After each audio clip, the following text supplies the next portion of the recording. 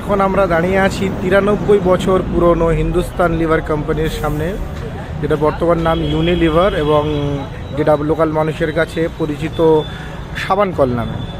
1888 সালের এক দুপুরে কলকাতা পোর্টে সানলাইট নামক একটা কাপড় ধোয়ার সাবান আসে, যেটা ইংল্যান্ডে তৈরি ছিল এবং পরবর্তীকালে খুব বেশি পপুলারিটি লাভ করে এবং যার কারণে সেই কোম্পানিটা 1933 সালে হিন্দুস্তান লিভার নামে একটি কোম্পানি স্থাপন করে।